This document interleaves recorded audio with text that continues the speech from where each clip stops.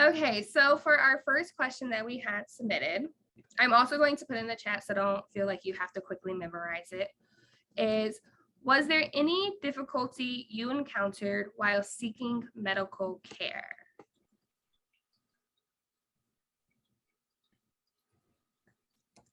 And feel free to answer whenever you're ready. Well, there was one case.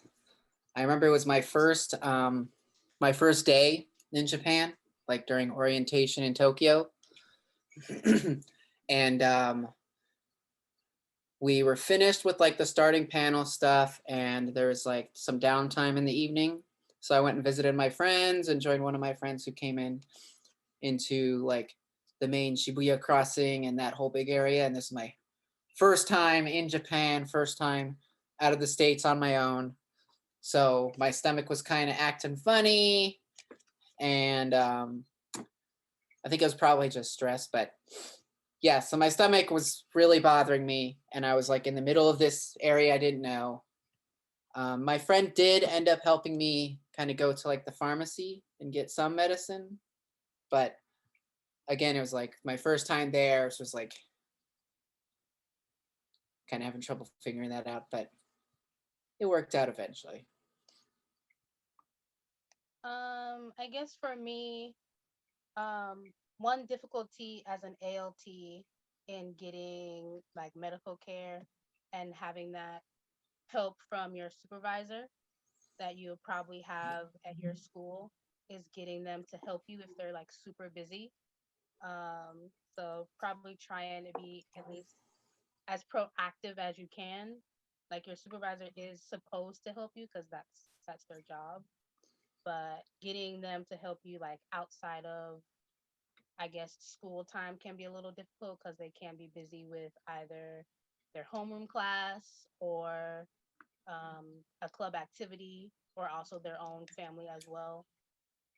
Another, I guess, difficulty would be that uh, sometimes you can't just go into a hospital. I'm not sure if this is all hospitals in Japan, but certain hospitals in Fukui Prefecture, when you go and you want to seek a certain type of medical treatment, you need to have a specific, I guess, card for that hospital. And you have to sign up for it before you can do any other possible care from that hospital itself. It doesn't take that long, but it can be kind of, I guess, nerve wracking when you're just like, okay, I just want to get this treatment, or you're looking to get some type of surgery done. I ended up getting my wisdom teeth taken out. So it was a big to do going from my dentist to the hospital to get it taken care of. So other than those two things, I haven't experienced any other difficulty seeking medical treatment.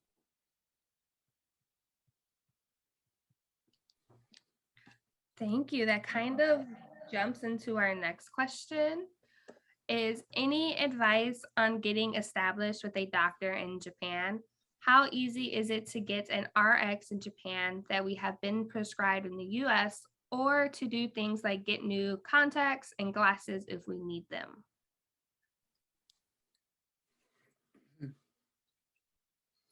Um, well, right off the bat, for getting established with a doctor, I'd say one nice thing is just if you have like a buddy or even your predecessor, you can kind of get an in with them. And or maybe your supervisor might know one which can speak a bit of English to help you out Uh, there. yeah, to piggyback off of that, asking current jets that are already there for recommendations.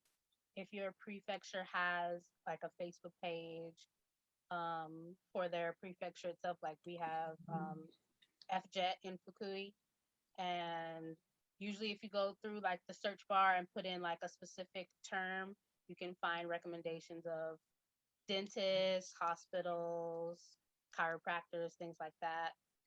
um,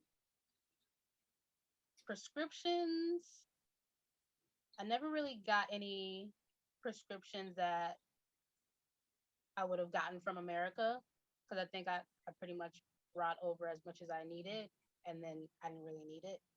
Uh, I think the one thing to think about if you want uh, prescriptions from the States, make sure you get enough to last you when you come.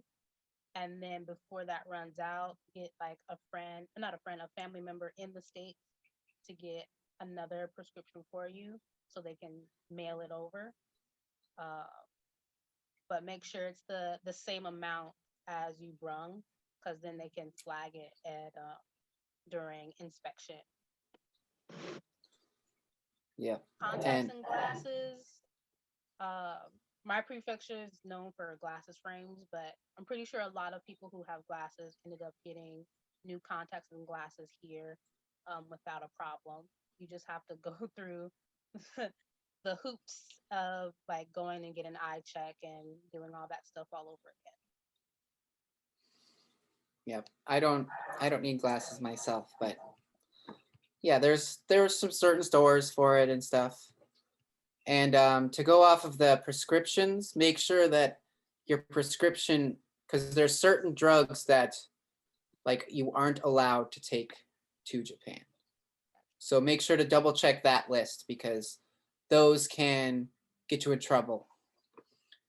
And if your prescription is one of those, then maybe work for it or look for a suitable substitute that's available in Japan. And Yeah. Yeah. Yeah, thank you for that. I was just looking up. I will find the link for everybody later, but there is a website that talks you through how to bring like large prescriptions over to Japan. You like have to report it first before you can like actually bring it on the plane. But to go on with the next question, that's kind of similar about this is I know you can bring some American OTCs, so like over the counter medicines to Japan. What are some over the counters you brought, if any? I think I only brung ibuprofen, Tylenol, and maybe some NyQuil or something. Yeah, I think same for me and maybe Or like allergy medicine just in case. yeah, maybe Imodium just in case. And I think I did I forgot its name. Dramamine,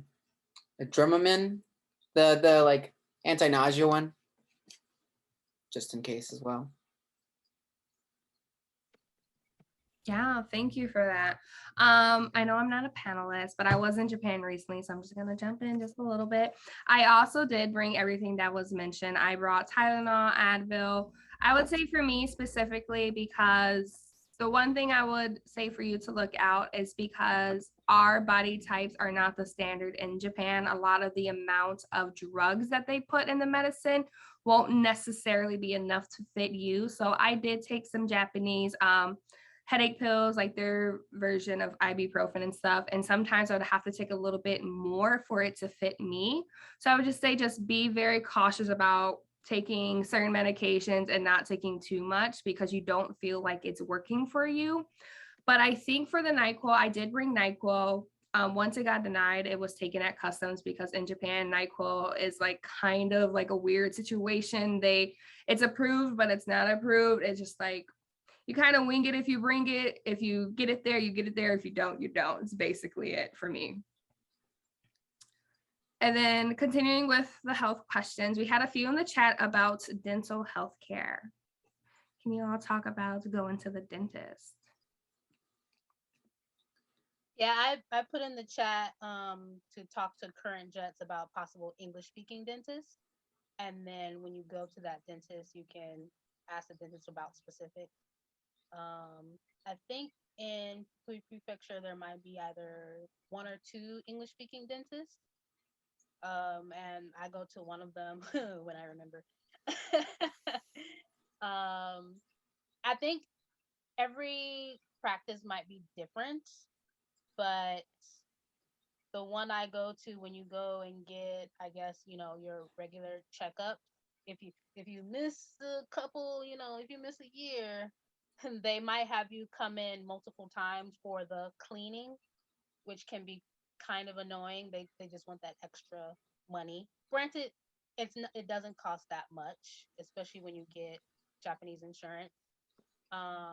But it can be quite annoying when you either don't have a car and you have to rely on public transportation or your own bike transportation or walking, especially if it's far.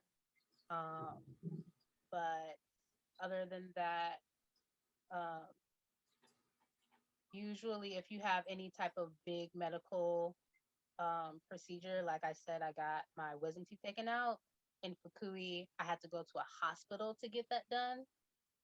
Uh, but regular teeth cleaning and checks and maybe like fillings and stuff like that will be done by, um, I guess, a dental clinic.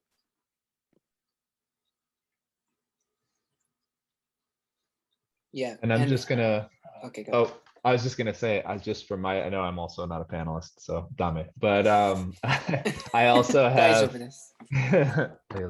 I also have had just a few suggestions from my friends who are on Jet saying that it is good to get recommendations from other Jets. I think Cyrena said this earlier, but just because sometimes some Japanese dental clinics might be a little bit more bare bones, maybe don't have as many of the amenities and kind of procedures that we are used to in some of the Western dental clinics. So depending on where you are, if you're maybe in a more rural area. So I do second the opinion to maybe see if you can talk to other Jets and say, hey, do you know of any dental clinics even for just regular cleanings that might have some, maybe even a little bit of English speaking dentists is usually a good route. So I'll just add that.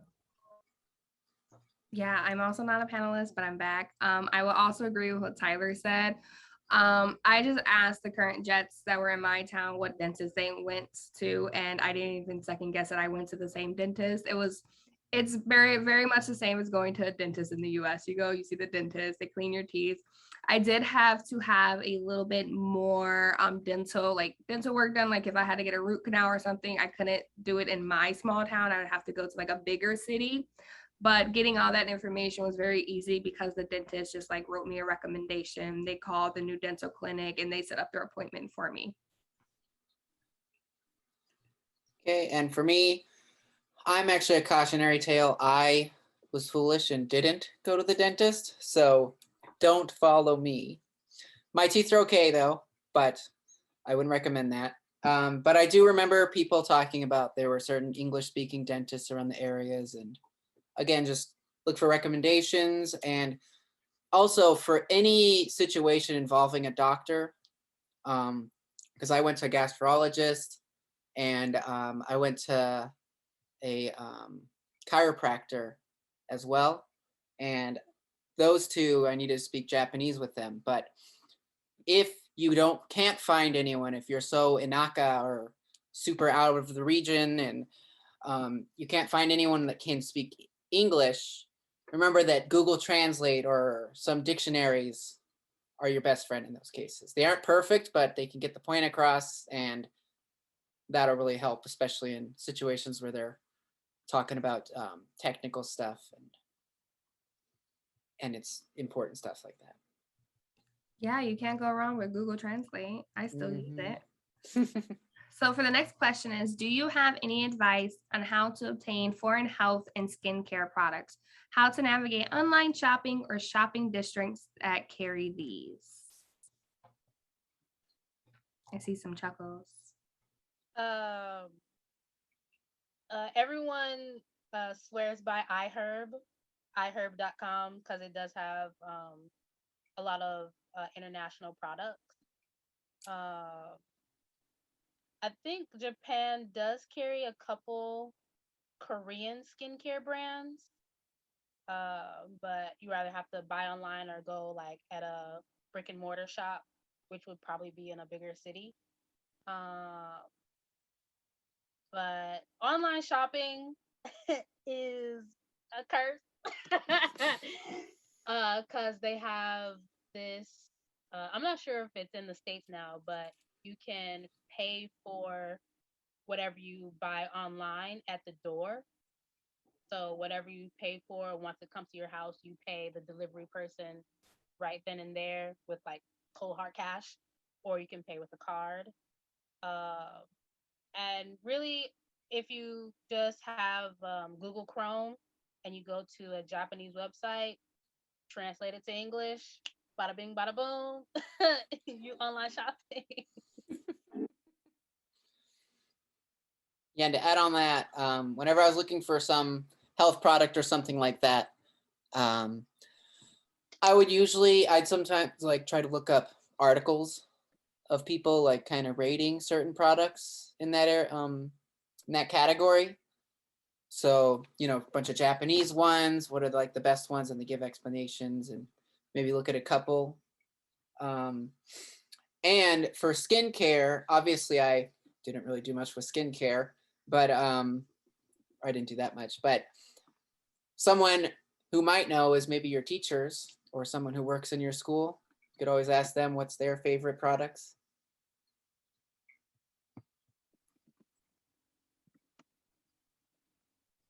Okay, we're gonna continue with the skincare question. Any recommendations for finding products for sensitive skin?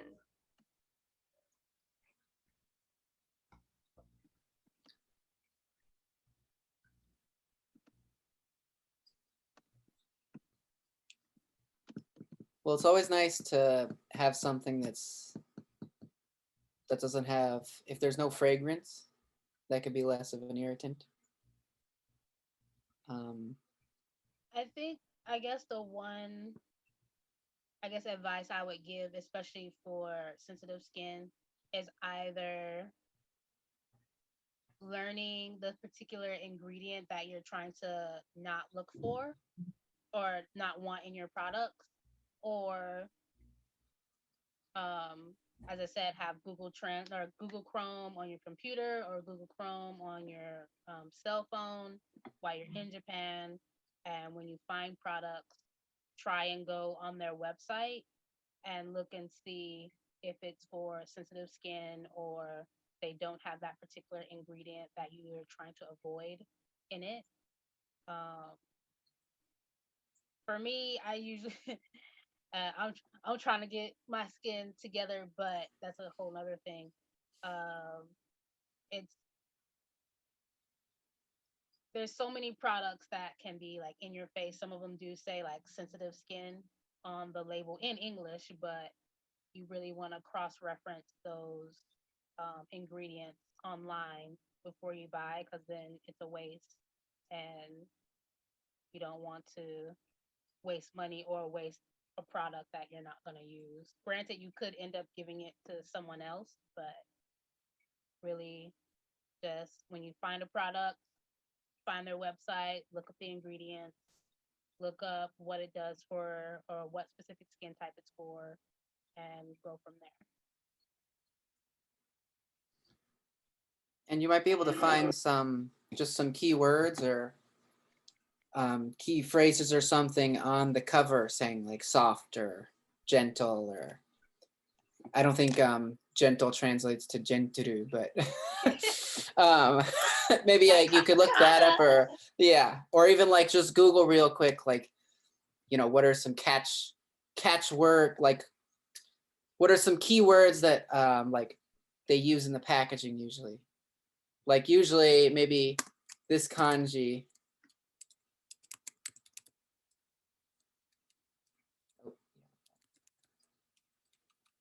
This kanji means soft, so that one would likely come up. Yeah, here I'm back again. I'm not on the Okay. panel, but Okay.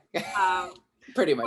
I had very sensitive skin in Japan, so a lot of the products I use, what I advise is to just learn a little bit of kanji for like the kanji for soft, or even like just whatever you're looking for. I would try to learn the kanji for it, or you can just write it down in a little notebook or in your phone to keep with you when you're shopping.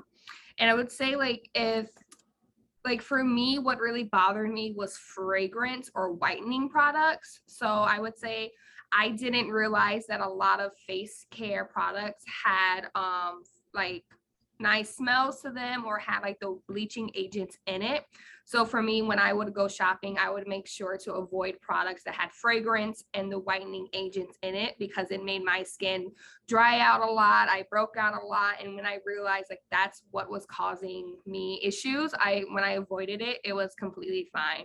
Now I'm not saying that every product has those. It's just it's more popular, but you can definitely get around it and find some that's good for you. Like I recommend, like if you're into face masks like me, there's I think the brand is called Lulu Moon or Lululu, something like that. Yeah, yeah. They have really good stuff. They have stuff specifically for sensitive skin. They have ones that if you want the bleaching agent or if you don't want the bleaching agent, they have ones that are like total fragrance free. So you just have to do a little bit of digging and just learn a little bit of kanji. And that's the end of my TED talk. So for the next question is I heard about the yearly health checks for employees in Japan. Can you talk about these? Yeah, so I can start off with this one. So yeah, there's yearly health checks. Pretty much for my case, it's like you would have to sign up and you would set up a schedule to go. Usually it's the same place with, at least it was for my business. It's the same kind of hospital location. And when you go there, you see that you're not the only people doing it. It's like there's a bunch of other people just during their normal work days. It's always on a work day. So you take some time off or like take half the day off or something to go in. And it's just, you sit in a line, you sit down or you start off and, get on like, put like certain clothes on if you need to, go into the locker room, sit in the waiting room, and then they'll come in, say your name. I recommend bringing a book or something. And it's just you're in the waiting room, they call your name, you go in, do this test, come back. Then they call your name again, do this test. And it's like they go through all of it. And eventually you get like a grade, I guess. Not really the best term, but it's like it's this little face. And depending on how healthy you are based on the test, it's like happy or sad. So it's like, and there's like that range, So yeah, kawaii. But yeah, so it's that. Chances are your work will tell you when it's time to set up, and just don't dawdle on it. It's pretty painless, aside from some drawing blood.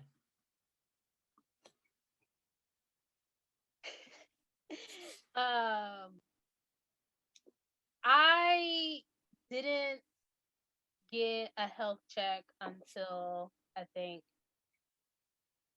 was it last year? Because my prefecture didn't do them. We're a little special. But they should be having them in the rotation for jets now. I am not sure if that has changed. They should be.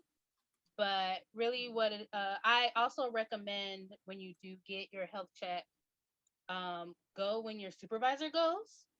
That way, they should help you and tell you like what each health check station is for, because they'll check your blood pressure, they'll draw some blood, they'll even do a urine sample, they'll check your heart, I think they'll check your lungs as well. Yeah, X-ray. And like Nicholas said, in a couple weeks you'll get a grade back, and they'll tell you about like your cholesterol, your like everything, and they'll tell you if you need like to come back in to like I guess work on your health. um, but I'm actually gonna get another health check next week with my new job. So let's see if it's still the same. I think, yeah, you don't have to pay for the health check. It's pretty much mandatory as is it? Yeah, as a public servant in Japan, it's mandatory to get it. And so technically it's paid for by the citizens since you are a public servant. And if you're in Japan, I guess longer than a year, you'll I'm not sure if it's other prefectures, but in the mail you'll get other particular um, health checks in the mail, either for dentistry, for breast exams, or um, other gynecological. Did I say it right? Gynecological Yeah. exams as well, that are separate from the health check, and that is a little bit harder to do because you have to call and set up a specific date and go to a particular place in your prefecture to do it. Um, I have dilly dallied on that, so I haven't done it. So, but pretty much, if you're in Japan for more than a year, you'll get something in the mail, pretty much like about yay big, and it'll say like what type of health check it's for, and it'll give you locations and dates where these locations are set up for you to get those checks, and then in the mail they'll give you your results. But earlier, like I think Constance mentioned how Japan's health standards are a little different than they are in the States. So what number is considered average in the States is definitely going to be different here in Japan. So when you get the health check and they say you failed your weight or your blood pressure, just keep an open mind that those numbers are for Japanese body standards.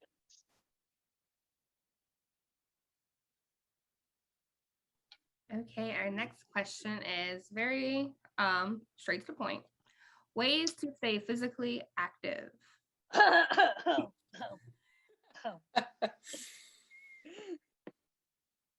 Um, I'm gonna go back to asking current Jets about recommendations. Um, there could be a lot of sports teams in your prefecture that you can stay active with, but during Rona times is probably to a minimum. Um, uh, Gym memberships are also a thing. Also, hiking. Yep, that's also a good one. For me, my physical activity is biking everywhere. um, there's also, just depending on where you're going to be placed. Like I said, asking recommendations of current jets is your best bet to find what is available in your prefecture. yeah, for me, I biked a lot too. I actually, for my second year, to save myself some money, I biked to and from work, there were times where it was like 30 minutes one way or 40 minutes. So it's a good workout. um, but yeah, hiking, just walking around town, even. Um, I did go because I like swimming. So I tried going to the Gold's Gym in the area, but it was really expensive. So I only was like there for like a month. It's like equivalent of like $100 a month.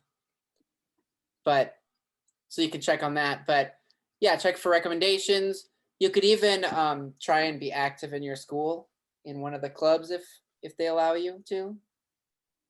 Try that. Or you could do yoga or dance in your place. Or just buy some dumbbells. Okay, so I got a question in the chat is, where did it go? Is it normal to go running in the neighborhood or in a nearby park? Perfectly normal. Yeah. Yeah, you'll see runners if you're out and about. You'll see runners during the day. You'll Yep. even see runners or walkers at night as well. Yep. Is is definitely safer than the state, but always be cautious of your surroundings. So no matter Mhm. where you are. And try to have at least one earbud out. But yeah, and you always see people walking their dogs too. Okay, Usually Shiba Inus. I swear I'm not a panelist tonight, but for the running question, I ran in Japan. It's totally normal. The only thing I will say is that they're very serious about you wearing, I don't even know what they're called, the little things you strap that are the reflective lights if you're running at night. Always wear bright clothing for sure. Yeah, the reflectors. You can find those reflectors at the Daiso. Best place on earth, but also dangerous. Daiso is a 100 yen or like $1 store, but high quality. Okay.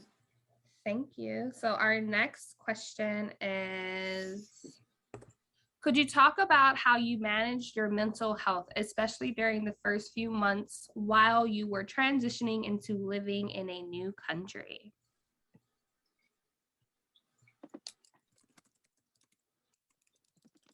um,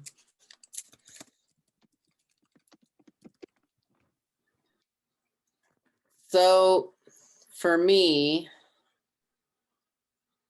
how can I start this? So I'd say for the first few months, there was that moment, especially like when I first went into my new apartment and like my friends that were helping me in weren't there and it was like just me. It's like that moment where I realized like, oh, I'm here. I'm gonna be here. So that was something. But one thing that helps, sometimes I didn't always do this, but just to keep your brain active, helps now that we have Zoom and Skype and FaceTime and stuff. There's no good substitute for that, aside from actually meeting with people, obviously. But it's always nice to talk with your family, have some type of activity. Don't be afraid to just go out and explore. I actually did. I found a lot of like community groups. So in Kyoto, there was like this community center where I like worked on like writing journals and articles and helping editing and translating for like it was like the life in Kyoto articles, and it's like for foreigners visiting the country, visiting Kyoto, gives like some advice on like certain things that you got to do when you're living here, certain special events going on, or just kind of the history. And just going if there's some type of kind of multilingual events going on, or obviously if there's any jets in the area, try to make buddies. And it's always nice to hang out with people, go out to dinner. But there was one point, especially in the winter time, it can be kind of tough. I think that was the hardest part for me, was in the winter time because it's cold, especially since Japanese insulating isn't so well in most of the country. So you're kind of under your oh my god, yes, thank you. It's been too long. Yeah, under your kotatsu in the nice warm area and just staying there the whole day, which I did a number of times, like right after work, just kind of melted into my kotatsu, literally and figuratively. But yeah, so if you find yourself doing that and like just kind of doing the same thing over and over, maybe just watching TV or playing games or something, which are good things, but if that's all you're doing and you find that you haven't had a lot of human contact or anything, try to change things up. Mix the pot. That always helps. I'll add on for the first few months in Japan, my advice would be to don't overdo it, because when you overdo it, you spend money. And when you first come in, it might be a pretty penny when you come in to Japan, when you have to buy your or apartment, buy a phone, buy furniture if you're going into a new apartment.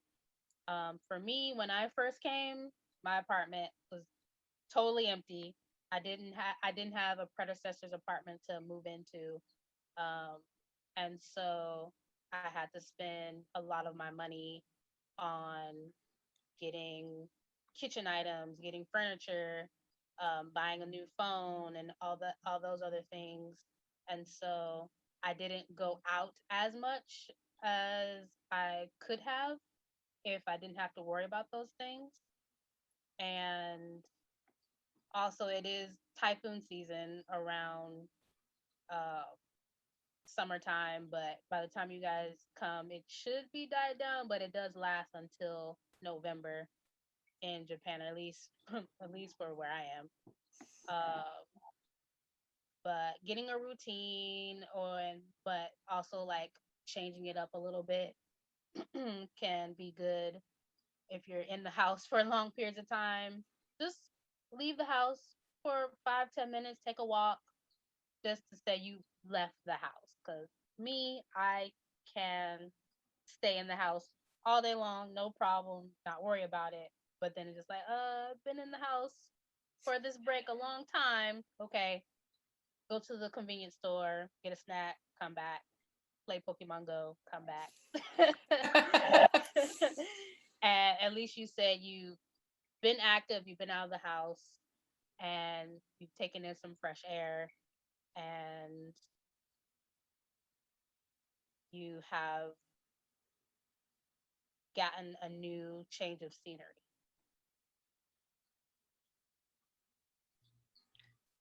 Okay, thank you for that. I should, at this point, I should just pin my video because here I am chiming again. For mental health, it's very important. And I want to advise you all that if you have your own mental health care plan here in the US and you want to continue that in Japan, specifically in the area that you're going to, I would advise just looking up mental health care facilities where you can go if you want to speak to a counselor or a therapist, because you can definitely still do that in Japan. It's just a matter of finding someone who speaks English, or if you want to try and see if you get some translation services. But I will say that I'm pretty sure Jet still does this because I'm pretty freshly returned, but they do have their own mental health care services through Jet where you can speak to like a counselor or anybody like that. When you first arrive to Jet, I believe your supervisor will give you all that information, but it's like a service where you can log on, you can talk to somebody if you need to. And it's just basically the same thing here in the US.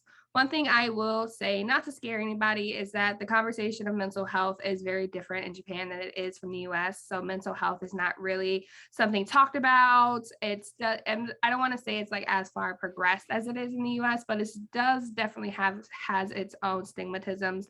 But I would say still don't let that scare you. If you need to seek services, feel free to seek services. But like everybody said, a lot of things change depending on the season, especially if it's always raining outside or if it's always cold outside. But I would say just, do the community, like Tyler said, get involved with your community. Don't stay inside all the time. Do volunteering. Specifically for me in the winter, I stayed inside a lot. But when I got my first heating bill, I was like, it's time for me to go outside. And so I would just say get involved with people around you and everything will be fine. But one thing, I swear this is gonna be the last thing I say, then we're gonna move on, is that if you are really connected to your family, I would say before you go, try to make a game plan of when you're gonna speak to your family, because it's been proven that if you speak to your family every single day, your friends back home, you're gonna feel more homesick than somebody else. So if you have a plan like, okay, on Wednesdays at 9 p.m. Japan time, I'm going to speak to my mom and that's when we're going to talk. I would say to have that conversation with the people at home before you leave, so you don't set yourself up for any type of disappointment and feel like you're just not really connecting with anybody back home or with anybody in Japan, because I say it's not very good for you to like kind of rely on that connection back home, because if you're still constantly trying to speak to people back home, you're not really giving yourself that time to grow and make any connection with your community in Japan. So I would say just kind of like make that game plan of when you're going to speak to your family and friends back home, but also make sure you're giving yourself time to really start to branch out and just connect with people within your Japan community. Yeah, that was a lot. Anyway, we're going to talk about healthcare. Not healthcare, hair care. Next question is hair care for people of color. Should I bring products? Will there be products? Yes, bring the product. But also, like we mentioned earlier, iHerb and Amazon, you can also get those items shipped. There are people in Japan that have people of color products. It might be a tad bit more expensive. I'm not sure if they're as expensive as like iHerb or Amazon. You'll have to do that cross-referencing yourself, because I've never bought anything from anyone in Japan.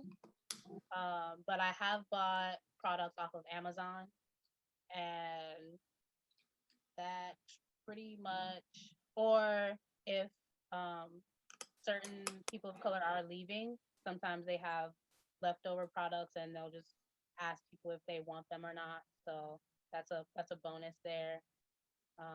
But initially, bring as much products from the States as you can.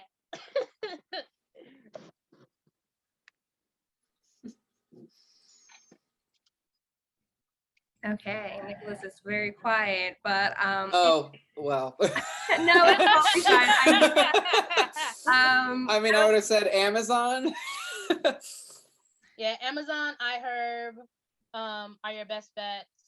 Maybe you can have your probably family. are other websites you can order from, but I've never used any myself. I just used Amazon, or I've gotten products from previous ALTs. Um, I guess the one thing I would not recommend, but pretty much styling products is what would be the best thing to bring if you're okay with experimenting with shampoos and conditioners in Japan. You don't have to worry about those, because for me, I usually try different products that are for shampoo and conditioner. But styling products is the hardest thing to come by, so that is probably the main product I think you should bring. Care packages are also I a second godsend. that. But they can be expensive because they can get heavy. So maybe But like twice a year. yeah, birthday and Christmas, those are the best time to get care Yeah. packages. Well, my birthday's right after that time, so. But yeah, that toothpaste, maybe deodorant. I'm gluten free, so my family sent gluten free treats too.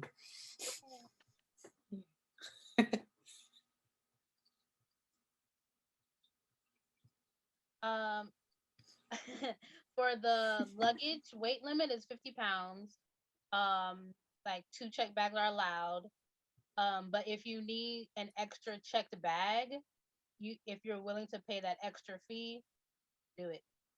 If you don't want to have stuff sent over. I think I ended up doing 2 extra check bags when I first came. So yeah. Okay, next question is feminine products. Should I bring my own? What about birth control? Bring them from the States. I think they do have the pill there. Yes. I have no experience with birth control in Japan, so I Me am not neither. the right person the right person to ask about it. But yes, they do have birth control in Japan. Um, Finding the right, I guess, hospital or doctor to prescribe them to you would probably be the most difficult part.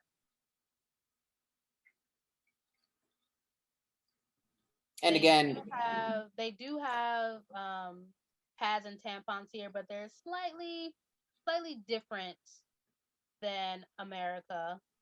Like I say, it's either bring as much as you can over, or get care packages over, and experiment and try different products here. That way, you don't have to worry about that extra expense.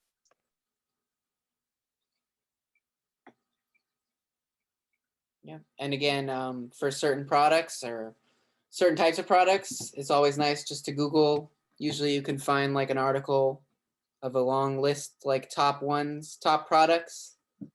And maybe you can find like some comparative ones to some of your favorites. Yep. The internet is your friend. Yeah. It doesn't always want to kill you. Not always. All right. For our last question that I have, but before I ask, if anybody else has any other questions, feel free to message them to me. But other than that, we're down to our last question. And that is, where can I go to find clothes that will fit me? I am an average size here in the US. What should I bring? If you're average size or below average, I'm small, so I had no problems. Average size, I think you should be fine. Yeah. But anything past that, yeah, bring your own shoes. Yeah, Anything if past that, you might have trouble. Yeah, if you're over a size 8 in women's shoes, bring your own shoes. And I think Because it's that's 9 or literally 10 the in cutoff is a men's. size 8 in Japan. You might get lucky and find a shoe that can fit you if you're like an 8.5, but bring shoes. It's very difficult to find shoes here if you're above an 8. Uniqlo and GU are good stores for clothing. But if you're average size, you can pretty much get away with finding a good amount of clothes that'll fit you. If you're tall, I'd say bring as much pants as you can. I'm sure maybe shirts will fit you very well, And shoes. but pants will probably be your hardest thing to find. If you're a tall female, you can probably get away with buying men's shirts or men's pants. But if you're average size, you'll be fine finding clothes. I think Uniqlo and GU has tailoring. Oh yeah. If you needed to like get let in for certain clothes, I'm not sure if it costs extra. I've only just recently seen it in the stores, but I've never actually tried it before. I'm trying to stay out of Uniqlo and GU because it's dangerous to go in there and spend all your money. Yeah, I know they hem your clothes too. Yeah, that's what I'm hem your clothes. Which is kind of the opposite problem, but for me, it helps. But I would say Amazon helps too. Although, of course, you run into the problem of if it doesn't fit, you gotta go back and forth. Okay. Well, I think that is the end of our questions. So can we all just give a very silent round of applause for our panelists and their awesome advice? So I do want to thank you both for coming out and joining us tonight. These are very interesting questions, very important questions, and all the advice you gave us is just like right on the spot. You got straight to the point, gave us all the information that we need. So thank you. And with that, Anytime.